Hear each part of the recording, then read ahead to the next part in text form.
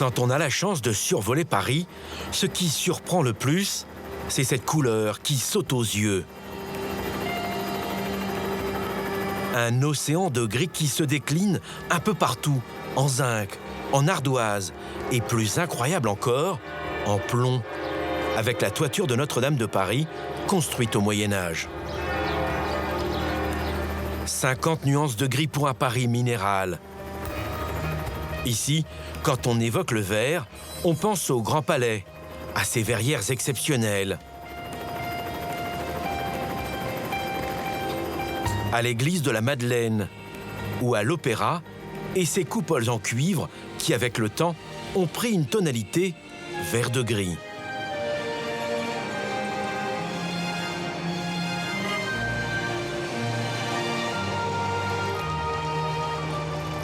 Derrière ce bâtiment classé au patrimoine historique, le boulevard Haussmann du nom du baron qui change à la physionomie de l'ancienne Lutèce. C'est à la demande de Napoléon III que le préfet Haussmann redessine la capitale et impose le gris. Une nouvelle identité pour Paris, vue du ciel. Jusqu'en 2014, il était quasi impossible de trouver de la verdure sur les toits de Paris. Mais les temps changent. Pour dénicher ces jardins extraordinaires, il faut survoler au plus près les toits de la capitale et surtout être patient.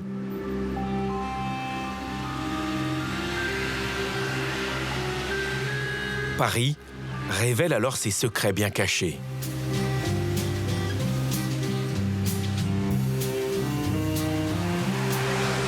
Pour trouver ce Paris qui se réinvente, il faut entrer dans ce grand magasin et suivre Johann Hubert. Bonjour monsieur. Pour prendre des couleurs et de la hauteur.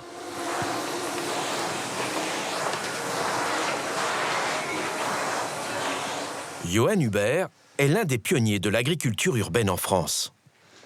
Ce qui est notable dans ce projet, c'est surtout le nombre de personnes que ça a mobilisé. Étant donné que c'était la première exploitation maraîchère sur un tour en France, ça a demandé beaucoup d'énergie à chacune des personnes qui a contribué à ce que ce projet existe, autant au niveau de la ville de Paris qu'au niveau des services des Galeries Lafayette, pour que ce projet puisse voir le jour.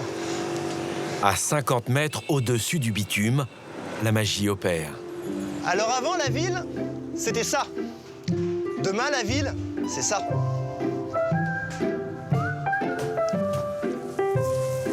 Un air de campagne au cœur de Paris. Vous avez un mélange de tomates, de fleurs comestibles, de poivrons, de thym, mais également d'autres plantes, évidemment, parce qu'on voit en dessous des menthes ou des tagettes à ma gauche. Et au final, c'est un équilibre, un écosystème, un havre de paix, un havre de bonheur qui se crée sur un toit qui était, il y a encore quelques années, complètement stérile. Toutes ces plantes poussent dans un mélange de terre, de laine de mouton et de chanvre. Sans ce cocktail, c'est beaucoup plus compliqué de cultiver sur les toits de Paris. Là, on a un support qui est au final très proche de ce qui se passe en pleine terre, mais on a réussi à se soustraire au poids, ce qui est absolument indispensable puisque la plupart des toits n'ont pas été pensés pour accueillir autant de végétaux. Ça sent la terre.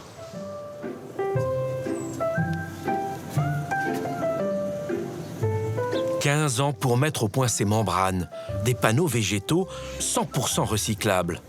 Ces murs verticaux transforment ces lieux en jardin d'Éden. » Qu'est-ce que ça sent bon? Là, j'ai un parfum de monarde dans le nez qui est absolument fabuleux. C'est un peu le parfum de la bergamote. On s'en sert pour nos infusions. Mais le matin, c'est un vrai délice d'évoluer dans le jardin avec cette odeur dans la tête. Marie, bonjour. C'est pour qui ces belles herbes? C'est pour Daniel Baratier. J'adore Il n'y a pas que lui qui adore la verveine. Hein. En plus, celle-ci, elle est absolument fabuleuse. Sublime. Sublime. La verveine, c'est soit tout ou rien. Hein. C'est soit elle s'y plaît et elle évolue, elle grandit, elle nous donne le meilleur d'elle-même, soit on n'a rien à faire avec elle. Et là encore cette année, elle nous gratifie de ses feuilles d'un parfum absolument fabuleux. Les Galeries Lafayette mettent leur toiture à la disposition de la petite entreprise de Johann Hubert. Elle compte aujourd'hui une quinzaine de personnes. Chaque matin, Marie se lève à l'aube pour faire son marché. Là, je regarde mes SMS parce que j'ai mes commandes du coup par SMS. Et là, je sais qu'il me faut 100 grammes de feuilles de capucine. Donc là, je sens déjà le poivre, rien qu'à les arracher. Ça sent assez fort le poivre. Je leur envoie des photos au fur et à mesure des plantes qu'on a dans le jardin. Et puis, ils me passent commande. Pour ces jardiniers de l'urbain, pas question d'utiliser de pesticides ou d'herbicides. C'est interdit. C'est un peu la jungle. C'est la jungle, les cassis se placent bien ici.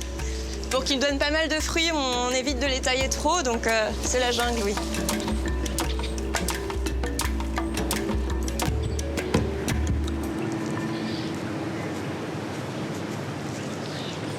Là, je vais prendre quelques fraises. Tout l'enjeu, c'est justement de cueillir le matin pour que ce soit dans l'assiette le midi.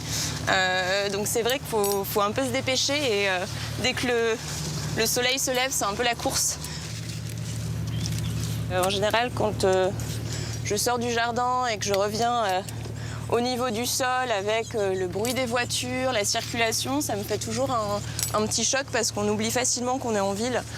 Quand on est dans un endroit comme ça, on entend juste les oiseaux, les abeilles, le petit bruit de l'eau. Ça sent la verveine, la tagette mandarine, le basilic, les feuilles de tomates. Et c'est parfois difficile de revenir à la vraie ville. On a même des fleurs, regardez celle-ci. Celle-ci, ça s'appelle un lys d'un jour. Elle fleurit le matin, elle fane le soir. Autrement dit, pour les restaurateurs, c'est juste impossible de se les procurer, puisque avec le temps de transport, en général, elles arrivent fanées. En 2014, lorsqu'il imagine ce jardin suspendu, Johan Hubert ne pensait pas obtenir de tels résultats.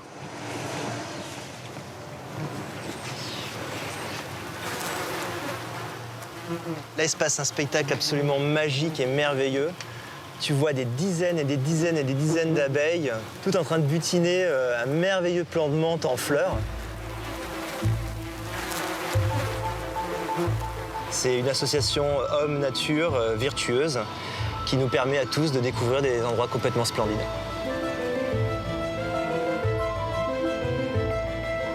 Qu'est-ce qu'on peut rêver de plus que d'avoir la nature sur un toit et de profiter de cet environnement qui est juste exceptionnel.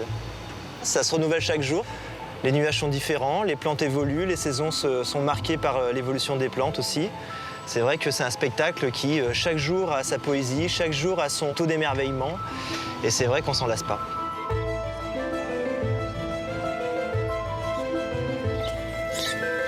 Pour Marie, la course contre la montre se poursuit. Elle doit livrer au plus vite un restaurant gastronomique. C'est assez intéressant le contraste entre les mondes de luxe et nous, les produits frais. On va être dans le rush de l'arrivée des salariés.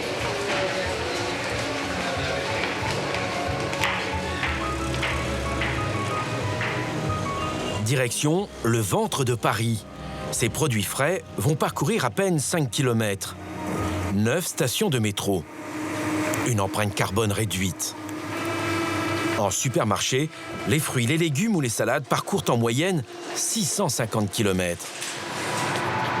Ces produits sont vendus aux chefs parisiens ou aux rayons gourmets des grands magasins. Bonjour Daniel. Ça va? Et toi? Ouais. La forme? Ouais. Alors, cueillette du matin. Cool. Basilic. Chiso. Pourpre. Doré. Dans ce restaurant, que des produits frais, aucun plat surgelé. Avec parfois une surprise dans le menu. Des aigres doux de fleurs de tagette au bouquet de fleurs des toits de Paris. Donc ça, c'est un cadeau de la maison, écoute. C'est une fleur d'un jour et on est sur une... Comme si on était sur une pétale d'endive. Mais sur sans la- amertume. Ouais. Donc là, c'était cool. Vous pensez qu'un jour, on pourra se nourrir entièrement des produits sur les toits ou les terrasses de Paris? Entièrement, peut-être pas, parce qu'ils font pas pousser des vaches encore. Nous, on ne le fait pas non plus pour que Paris soit autosuffisante. On le fait pour gérer les eaux, les déchets organiques, la biodiversité. La mission est plus large que produire de la nourriture et c'est important qu'il y ait de l'agriculture qui qui existe encore autour des villes et dans les espaces ruraux, hein, elle est essentielle. Donc l'idée, c'est pas de remplacer, c'est plutôt de compléter sur certains produits. D'ajouter un peu de vie dans la ville, quoi.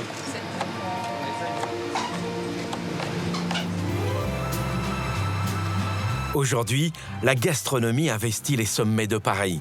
Les grands chefs veulent tous leur petite parcelle de verdure.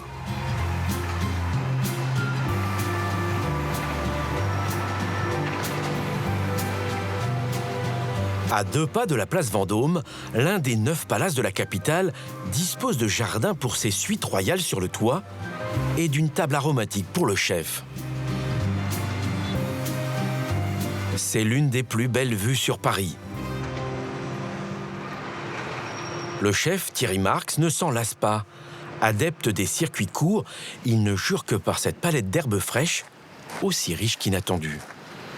Les menthes, le thym, la verveine, les romarins, la livèche, le céleri, les petits pieds de tomates, mais c'est pas mûr encore. Alors il y a des sauges là, superbes. Moi j'adore la sauge. Là on est sur des menthes bergamote.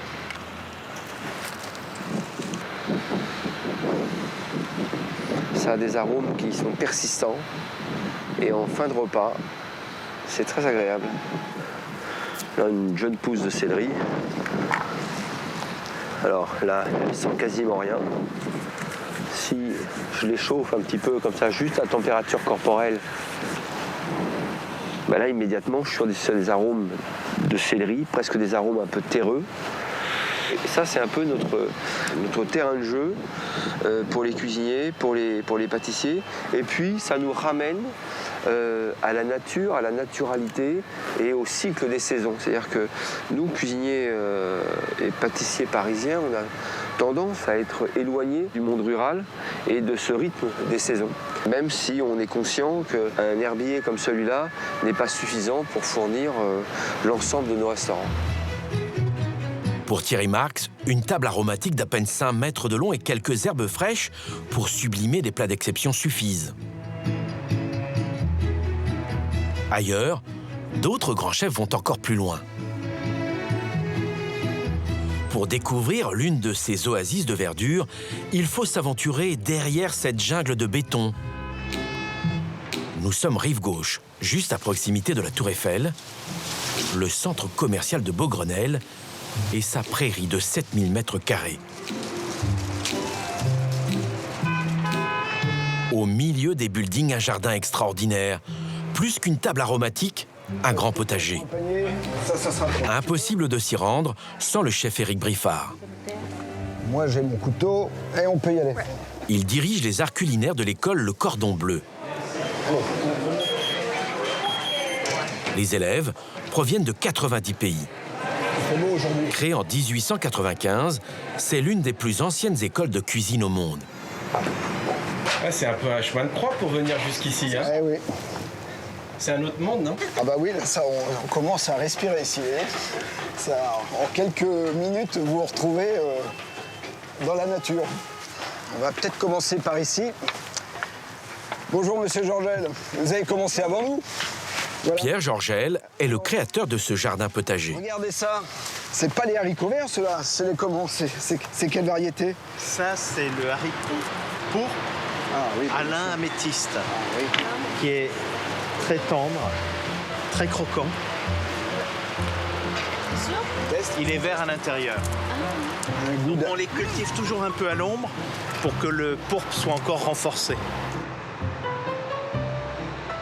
Ah bah, je vais mettre de la marjolaine et un peu de menthe. L'inspiration vient ici, chef? Bah oui, comme tous les chefs, hein, vous savez, c'est quand même le produit qui doit mener l'inspiration. On va cueillir un peu de haricots pourpres, et puis derrière, je crois qu'il y a de la pomme de terre nouvelle. La belle agate. Allez, on cueille les haricots verts. C'est vraiment joli. Ils ont un goût un peu d'amande douce, je trouve. Bon, qui c'est qui veut se salir les mains, là? Parce que là, on va les gratter un peu la tête.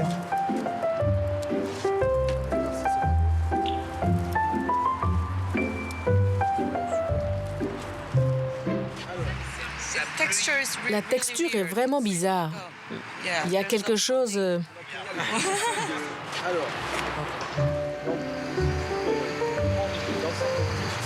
Comme le substrat est minéral, il est très léger. Il suffit de tirer comme ça. Ah ouais, super. Et là, on a de la belle agata. Regardez comme elle est belle. Ah, elle est magnifique. Et là, on sent qu'on a un substrat. C'est un peu magique, hein, regarde. On tire, regarde, les belles pommes de terre qui arrivent tout de suite. Et ce qu'il y a de merveilleux, c'est que vous voyez cette menthe, elle déploie son système racinaire en discussion avec la pomme de terre. Et ça, c'est ce dispositif de plantation qu'on met, où on mélange les aromatiques et puis les légumes. Je sens la terre. Quand je fais ça, si la terre sent bon, si elle sent bon l'humus... C'est le cas, c'est le cas. On est quand même au milieu de Paris, de la pollution, du béton. Mais il y a moins de pollution en hauteur qu'au sol. En ville, l'air est bien plus pur dès qu'on prend un peu de hauteur. Ça, je mets ça au compost. Oui. Hein? 900 mètres carrés de jardins arborés, 130 tonnes de terre. Et là aussi, hors de question d'utiliser le moindre engrais chimique.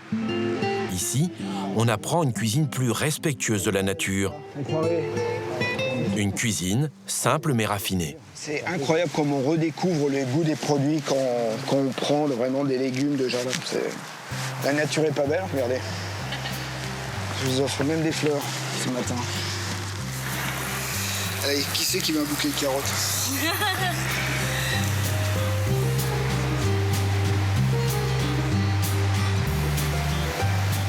Allez, maintenant qu'on a les légumes, allez, on va mettre un petit peu ça là. Merci. Bon, on va regarder un peu ce qu'on peut faire avec tout ça. On va cuire les haricots, hein. Vous savez cuire les haricots, hein. Je vous laisse faire. On va pas les mélanger. On va commencer par les haricots beurre.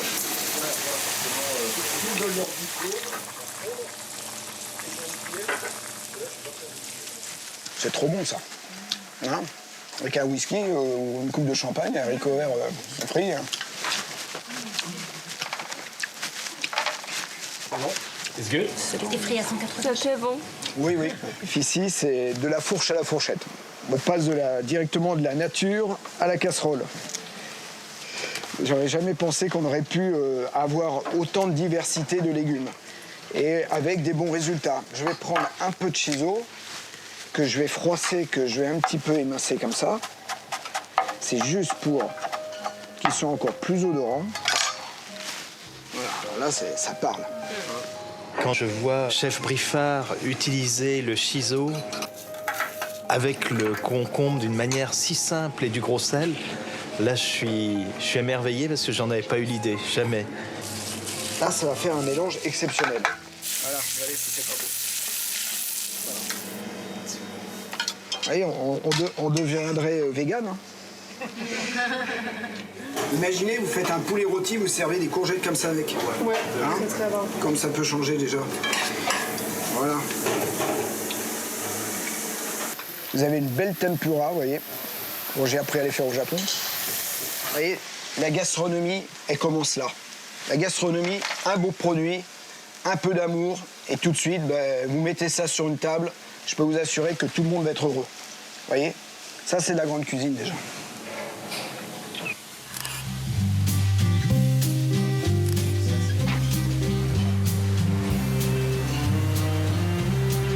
Avec ses toits végétalisés, Paris renoue avec son histoire.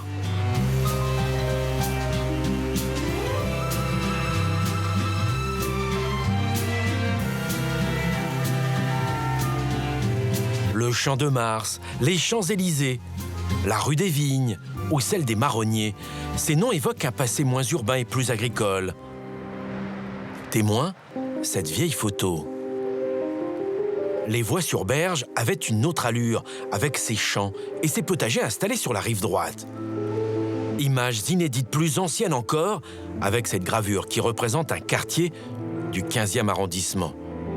Nous sommes rue de Vaugirard, avec le moulin de la Pointe. Pour découvrir les traces de ce passé plus rural, il faut emprunter les pas d'Antoine Jacobson. Historien, il est aussi responsable du potager du roi à Versailles.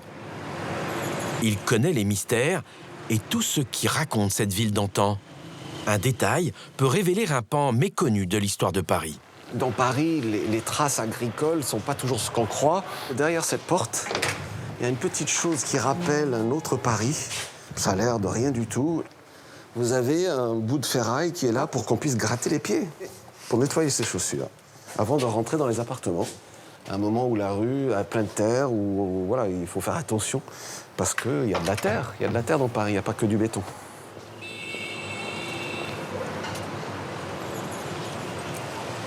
C'est pas étonnant qu'on a trouvé le grattoir pour les pieds. On est rue du Pont-aux-Choux. Rue du Pont-aux-Choux, qui était le nom de tout ce quartier sous la Révolution française, le moment où c'était le quartier, un des grands quartiers de maraîchers, ici, Saint-Antoine-à-Côté. Plus loin, la rue de l'Oseille ou la rue de la Croix des Petits Champs. Ou encore le Marais, où l'on trouve la plus ancienne maison de Paris qui date du XVe siècle. Nous voilà devant la maison de Nicolas Flamel. Gravés sur sa façade, quelques mots qu'il faut décrypter. Nous, hommes et femmes laboureurs, demeurant ou proches de cette maison qui fut faite en l'an de grâce 1407, et le mot qui m'accroche, c'est laboureur. Laboureur, c'est les agriculteurs, les producteurs. Leurs champs sont pas loin et ils peuvent dormir dans cette auberge. Même, ils dorment gratuitement s'ils font une prière. Une prière en échange d'un bon souper et d'une paillasse. Le quartier du Marais donne alors naissance à un nouveau métier. Le mot maraîcher qu'on applique à toute la France aujourd'hui, c'est spécifiquement les jardiniers maraîchers de Paris au départ. C'est un nom, un mot parisien qui est devenu national. Antoine Jacobson a une autre anecdote tout aussi surprenante. Il nous emmène rue de Rivoli, juste à côté du musée du Louvre. Pendant la Seconde Guerre mondiale, les jardins sont réquisitionnés. Nous sommes là, à Paris, en 1943. On cultive des poireaux et nous sommes au même endroit aujourd'hui, au Louvre.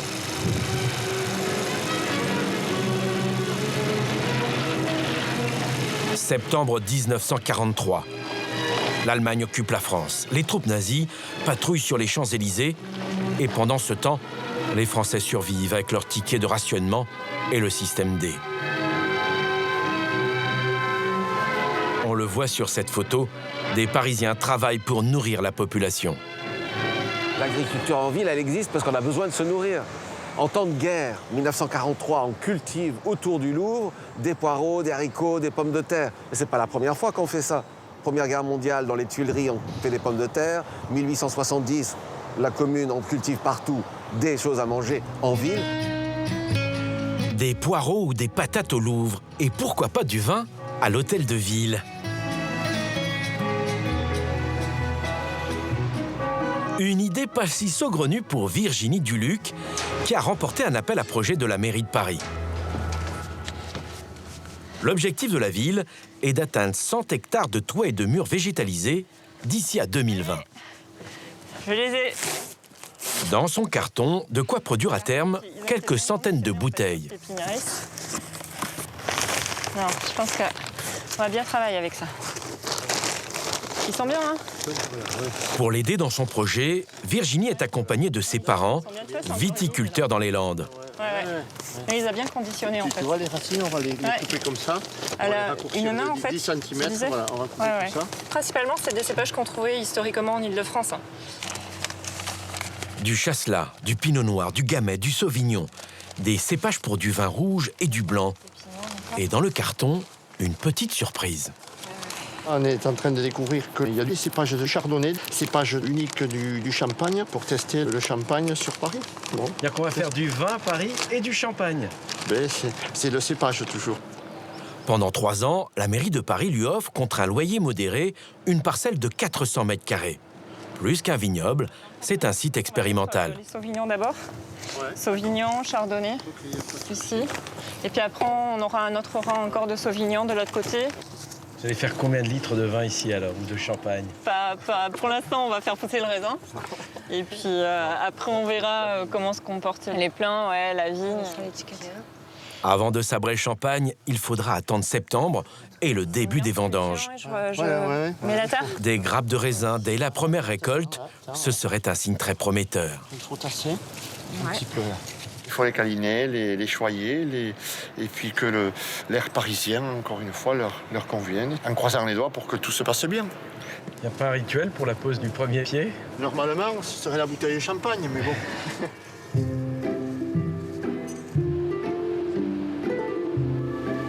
Du vin, du champagne et pourquoi pas de la bière.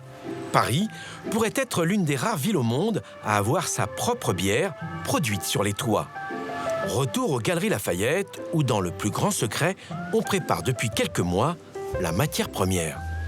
On va être les premiers à faire la bière des toits de Paris avec du houblon des toits de Paris. Alors le houblon, c'est cette plante, c'est cette liane qui produit des cônes.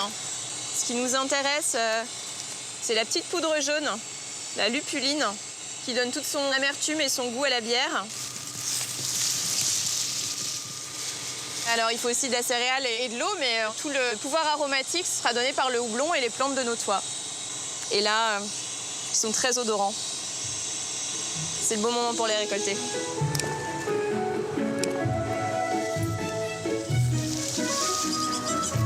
C'est pas l'endroit le plus praticable.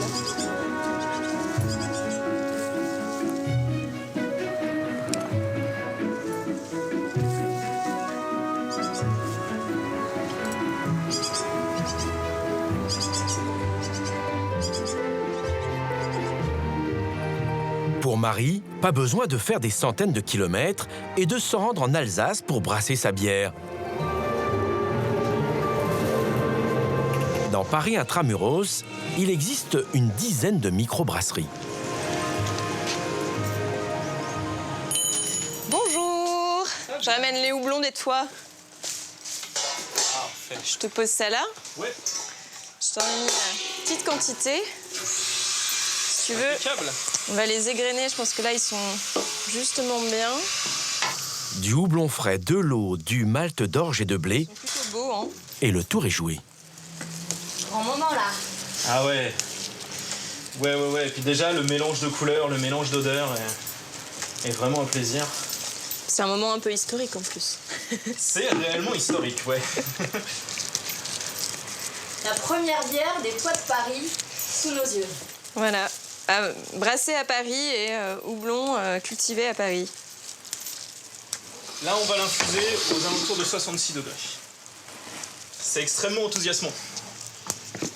Puis on est voisins. Deux stations de métro, donc cueillis il y a 20 minutes. Même en Alsace, Même en on les bat. Alsace, ils vont pas aussi vite. On a une liste de personnes qui nous ont dit de nous garder déjà des packs. Leur bière sera-t-elle à la hauteur des toits de Paris? Réponse, dans 5 semaines, le temps de la fermentation. Mais combien de temps pour transformer un toit en véritable potager? Nous allons vivre une expérience inédite.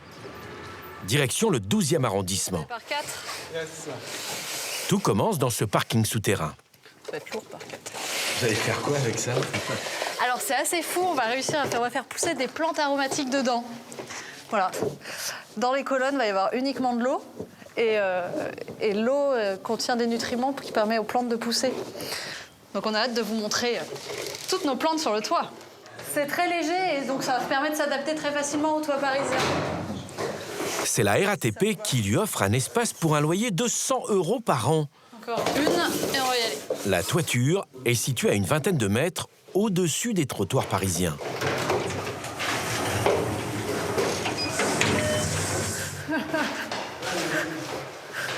Allez.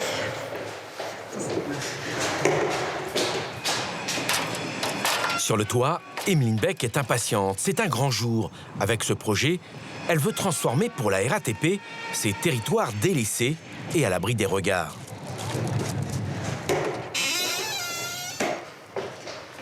Difficile d'imaginer que de ces tubes en plastique vont naître des plantes de toutes sortes. On va avoir 500 mètres carrés de culture. Vous allez pouvoir nourrir le quartier. L'idée, c'est d'abord de nourrir la RATP, qui est dans les bâtiments en dessous. Et après, en effet, on ouvrira le quartier. En herbe aromatique, on donnera juste du basilic, du romarin, et des choses un peu plus rares. Grâce à une technique révolutionnaire, l'hydroponie, plus besoin de terres agricoles, juste des billes d'argile, des sels minéraux et un peu d'eau. Il y a beaucoup de toits disponibles à Paris, on a beaucoup de surface. Là, c'est le premier qu'on installe, donc on est très contents. On va déjà faire avec un, on va aller voir si ça fonctionne. Et après, on investit tous les toits, on sera partout.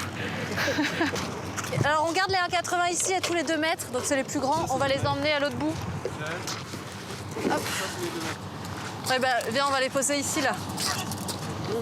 Dans 10 jours, 15 jours, c'est installé? Ouais, c'est ce qu'on disait. Ouais. Dans 15 jours, on va être bon normalement si tout va bien. D'accord. Et du coup, alors comment vous allez disposer? Ça va être, il y a un quartier tomate, un quartier aromate. Alors, l'idée, c'est en fait, on va avoir toute cette partie qui sera uniquement des aromates. Ouais. Donc t'as les communs, les rares, etc. Et en fait, toute la partie là qui fait l'arrondi, ce sera pour les fruits et légumes, pour les agents de la RATP. L'hydroponie est un système qui permet d'économiser jusqu'à 90% d'eau par rapport aux cultures classiques. 15 jours pour tout installer. Et dans 3 mois, si tout va bien, les premières récoltes. Mais à 20 ou 30 mètres au-dessus des rues embouteillées, des questions s'imposent. Ces produits présentent-ils un danger pour notre santé? Sont-ils affectés par les pots d'échappement, par la pollution urbaine?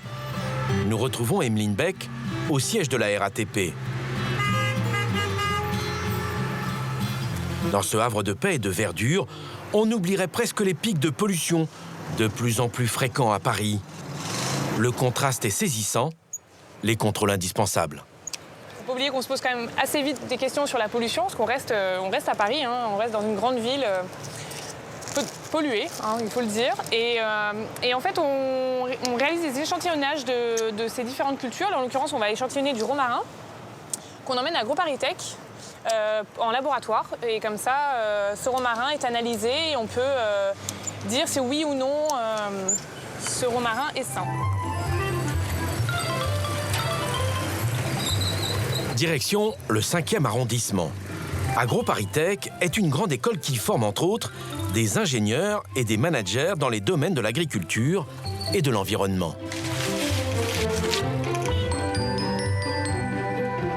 Bonjour Stéphane. Bonjour. Je t'amène de nouveaux échantillons, le romarin.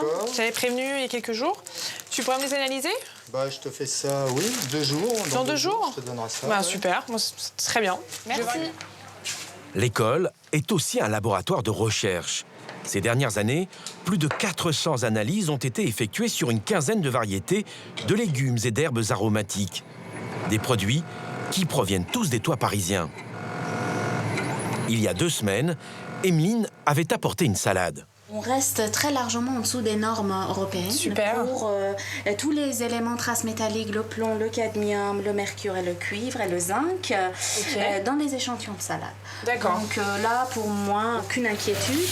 Mais quand même, à Paris, il y a eu des pics de pollution. Alors, on a fait aussi des essais pour les pics de pollution sur les herbes aromatiques qui sont très sensibles, en fait, aux dépôts atmosphériques. Et les herbes aromatiques restaient en dessous des normes européennes. AgroParisTech dispose de son propre potager, un laboratoire à ciel ouvert. Ils ont monté des marches, des escaliers. Pour aller sur les toits, hein, toujours. Coucou Christine. Bonjour Emeline. Ça va? Ça va? Oui. Tu veux que je te fatiguée. montre Oui, les avancées du toit, du coup, ça fait un petit moment. Basilic, pas mal de courgettes et autres. Ah, parfait. Très très bien, ça me plaît. Ah ouais, ça a bien poussé là, effectivement.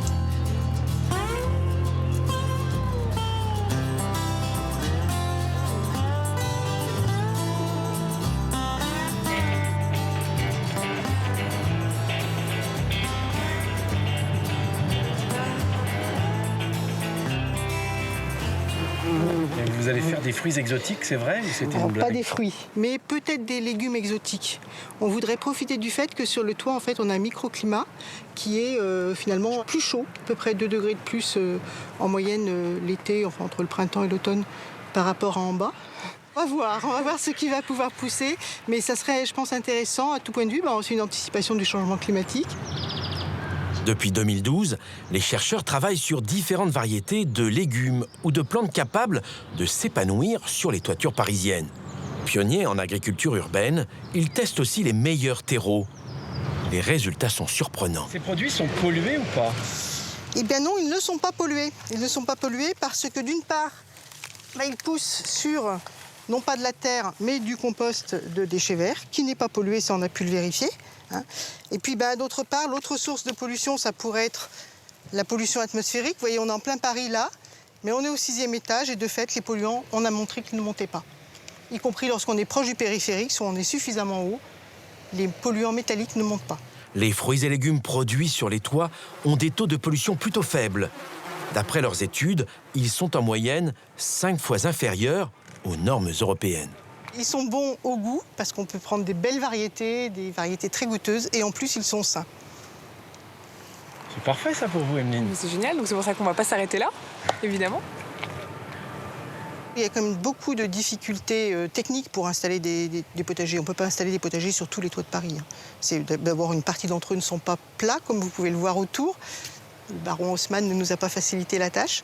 Mais même les toits plats, il faut quand même qu'ils soient suffisamment portants, accessibles, qu'il y ait de l'eau qui arrive dessus, enfin pas que l'eau de la pluie. Donc il y a quand même un certain nombre de limites. Mais j'espère que ça va se développer, oui. Un peu plus loin, on croit aussi au développement de cette activité. Plus de 3 mois se sont écoulés depuis l'installation du potager. Pour Louise et son équipe, c'est l'heure de la toute première récolte. Tac. Ok, parfait. Bon, on va faire les courgettes. On a 37 courgettes à prendre. Donc ça fait une dizaine chacun.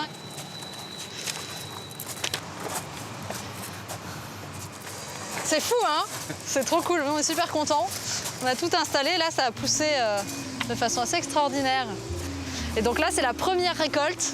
Ben, on va y aller parce qu'on est un peu en retard. Ça commence dans 2 heures. Ben, je vais faire moutarde. Menthe verte, tu fais menthe poivrée, menthe glaciale. Louise et son équipe prévoient de produire chaque année un peu plus de 30 tonnes de cultures maraîchères. Ah, elles sont magnifiques, nos courgettes. Celle-là est pas mal. Ah oui, quand même.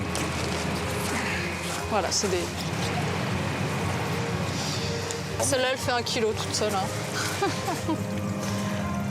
Alors elles sont énormes, mais est-ce qu'elles sont bonnes? Elles sont extraordinaires. Elles sont délicieuses. Tout à l'heure, pendant la distribution, vous verrez les gens qui goûtent les basiliques. S'ils vous disent que c'est mauvais, bah, je serais très étonnée. Il est 16h01, on est un peu en retard, donc il faut qu'on y aille. Go! Le marché s'improvise dans un bureau. Et voilà, l'arrivée de la caisse. Tout est prêt. On va pouvoir commencer. Bon. Bon, tout le monde, on peut commencer? Ça, c'est du basilic réglisse. Alors, donc avec un goût de réglisse. Résultat. Ah oui, et ça sent bien le réglisse. Alors, c'est comment? 2 courgettes. C'est incroyable le goût, comment on ressent vraiment le naturel. Alors, fleur de courgette, vous avez pris. Oui, fleur de courgette. Ah ouais, voilà. hop, ici. Et une oseille verte. Voilà. Moi, j'ai pas Donc, je vous dis que c'est tout pris. Ah ouais, C'est génial de voir cet engouement pour ce projet, voir les premières ventes quand même prévues et d'ailleurs non prévues, parce que voilà, je vois qu'il y a des personnes qui viennent, qui n'avaient pas commandé, qui voulaient déguster et qui maintenant souhaitent acheter, et donc c'est super. Alors, un persil japonais. Voilà, c'est frais. Un persil japonais, une oseille verte, normalement. Une oseille verte.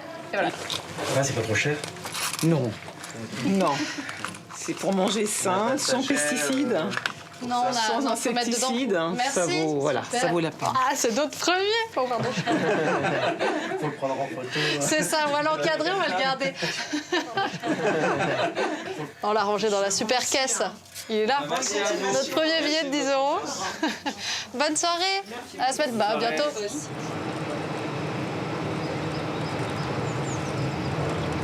À quelques rues d'ici, la RATP permet à ses salariés de s'occuper de son poulailler et de son potager. Ils sont situés au-dessus du siège de l'entreprise. Avant 2020, elle veut végétaliser 4 hectares de toiture, dont un tiers en agriculture urbaine. Je vais les faire à la coque, je pense. Des produits sains, mais sans le label bio. Pour le moment, l'Europe, contrairement aux États-Unis, refuse de certifier agriculture biologique toute culture issue des toits.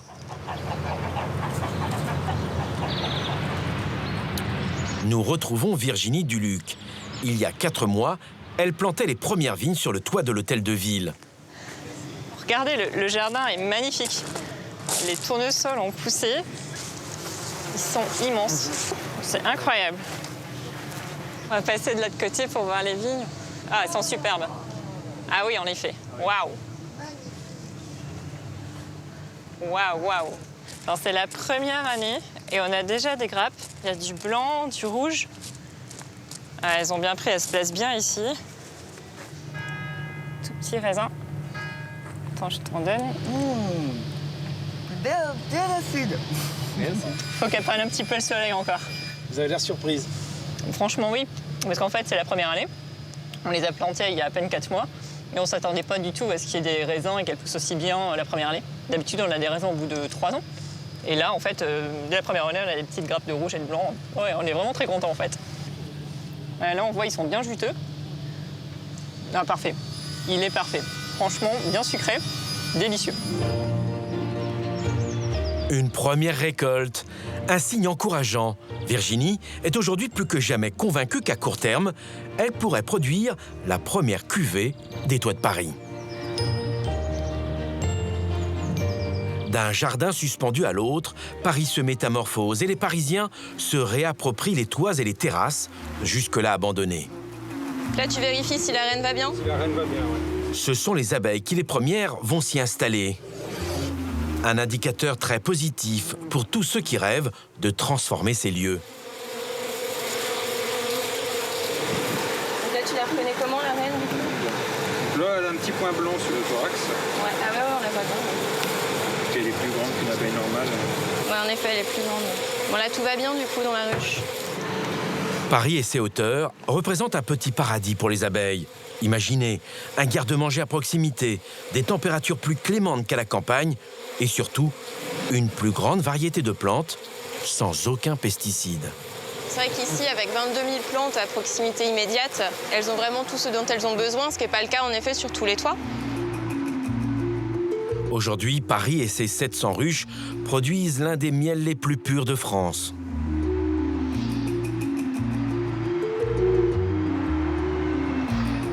Je vais aller chercher d'autres fleurs. Un petit peu de sauge aussi. Souvent, les fleurs comestibles sont vraiment des choses que les gens n'ont jamais goûtées ou n'osent pas goûter. Donc c'est toujours intéressant de voir les réactions des gens. Hi! Nice to meet you. Please go ahead. Je vous en prie, entrez. Je vous rejoins juste au bout de l'allée. Pour la première fois, Marie accueille des invités pas comme les autres. Ils sont là pour dénicher pour leurs clients touristes les endroits les plus insolites, les trésors cachés que même les Parisiens ne connaissent pas.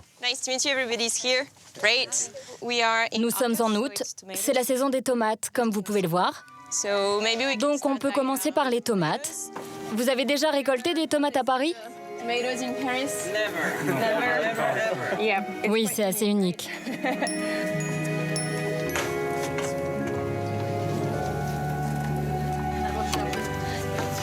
Vous les aimez? Vous avez différentes variétés de tomates. C'est important pour la biodiversité. Là, on en a une très grosse. Elle est très jolie, regardez. C'est une de mes préférées.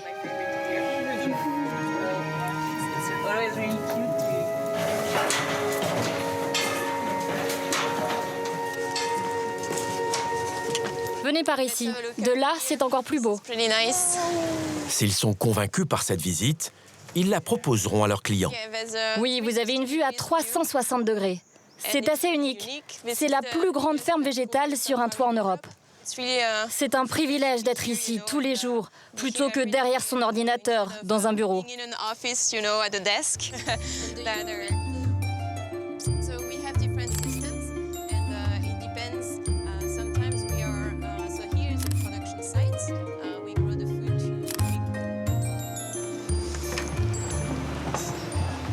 Donc ici, vous avez quelques produits de notre ferme.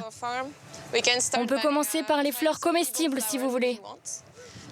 Vous avez déjà goûté des bégonias, par exemple? C'est une fleur que l'on vend au chef. Vous pouvez tout manger si vous voulez. Vous allez voir, il y a un petit goût acide après quelques secondes. Yeah, it's pretty good. Yeah, you like it? Et vous pensez que les touristes chinois vont aimer? Oui. Personnellement, j'aime bien et je pense que ça va créer une expérience unique pour les touristes chinois parce que, en plus, avec la vue de Paris, c'est vraiment nickel. J'adore cette vue panoramique. C'est quelque chose que l'on ne voit pas souvent ici. Le jardin est aussi magnifique.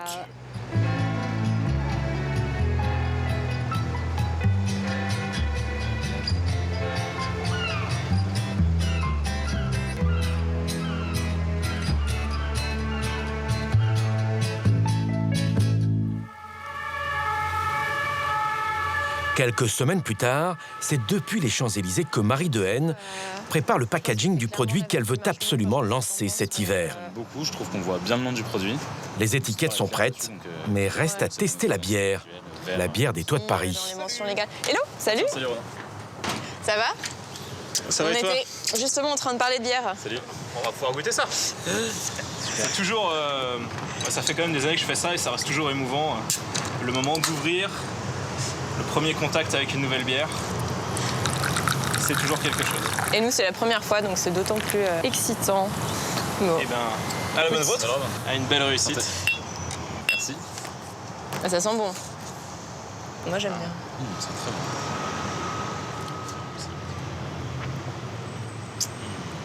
Plutôt cool. Moi, c'est vraiment une des meilleures que j'ai goûtées de ma vie. Ouais. Elle est super bonne. Voilà, c'est long en bouche, c'est fruité, c'est riche. Ouais, le melon, tu sens vraiment, c'est assez surprenant. C'est vraiment très très intéressant. Ouais. Et en plus, on reconnaît vraiment, pour avoir cueilli les houblons, tu reconnais vraiment. Ce côté vert, presque un peu melon sauvage, c'est très très présent. C'est top de voir la concrétisation là depuis avoir vu grandir planter les rhizomes, vu grandir les houblons, les premiers cônes, la récolte. Et voir concrètement, pouvoir goûter la bière et arriver jusqu'au produit. C'est hyper cool de l'imaginer.